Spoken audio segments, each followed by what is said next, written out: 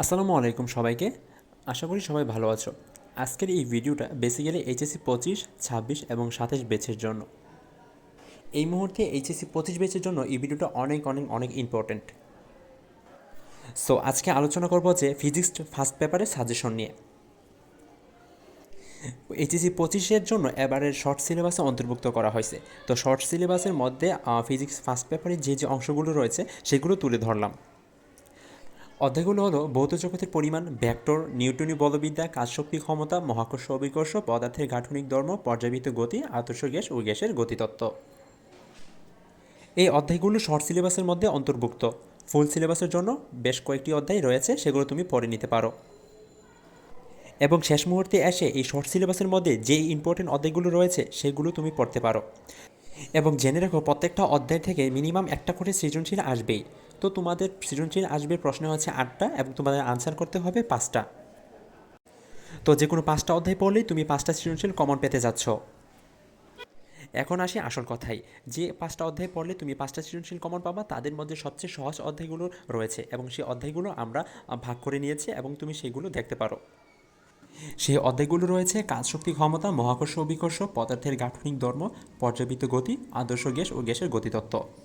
এই অধ্যায়গুলো যদি তুমি পড়ো তাহলে মিনিমাম কমপক্ষে তুমি 5টা সৃজনশীল এমনিতেই কমন পাবা। আর এর বাইরে থাকা অধ্যায়গুলো যদি তুমি পারো তাহলে এখান থেকে তুমি যে কোনো একটি অধ্যায় স্কিপ করতে পারো।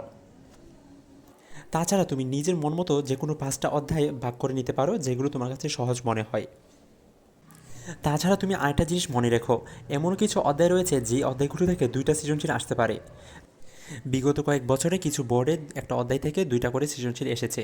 তাই তুমি এমন কিছু অধ্যায় পড়তে পারো যেগুলো অধ্যায় থেকে 2টা সৃজনশীল আসবে এবং আমাদের সিলেক্ট করা কিছু অধ্যায় থেকে তুমি সেই অধ্যায়গুলোকে স্কিপ করতে পারো। যে অধ্যায়গুলো থেকে 2টা করে সৃজনশীল আসতে পারে আমরা সেই অধ্যায়গুলো স্ক্রিনে দেখালাম। ভেক্টর, নিউটনীয় বলবিদ্যা, পর্যাবৃত্ত গতি ও মহাকর্ষ অভিকর্ষ।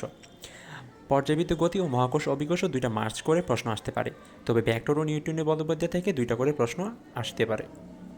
সেক্ষেত্রে তুমি 4টা অধ্যায় পরে 5টা সৃজনশীল কমন পেতে পারো। এমনও কিছু অধ্যায় রয়েছে 2টা অধ্যায় মিলে যে কোনো একটা সৃজনশীল হয়। তোমার হাতে সময় কম থাকলে তুমি 4 থেকে 5টা অধ্যায় পড়ে ফেলতে পারো। 4টা অধ্যায় পড়বা, সেখানে একটা বড় অধ্যায় রাখবা। এতে করে তোমার কী হবে, 5 থেকে 6টা সৃজনশীল ও কমন পেতে পারো। এখন আসি হচ্ছে এমসিকিউর কথা। তুমি এমসিকিউতে 25 থেকে 25টা কমন পেতে হলে তোমাকে মিনিমাম 7 থেকে 8টা অধ্যায় ভালো করে পড়তে হবে। আর 15 থেকে 16-17টা কমন পেতে হলে তোমাকে 5, 6, 7টা অধ্যায় পড়তে হবে। তুমি যত বেশি অধ্যায় পড়বা প্রশ্ন তত বেশি কমন পাবা। বড় বড় অধ্যায় পড়লে তুমি একই অধ্যায় থেকে অনেক কিছু কমন পেতে পারো। তো এই ছিল আমাদের সাজেশন ভিডিও। তুমি নিজের মতো করে তোমার অধ্যায়গুলোকে বেছে ভাগ করে নিয়ে তুমি পড়তে পারো। তো এই ছিল আজকের ভিডিও। যদি ভিডিওটাকে ভালো লাগে তুমি অবশ্যই ভিডিওটাকে একটা কমেন্ট করে দিও, ভিডিওটাকে লাইক করে দিও এবং শেয়ার করে দিও।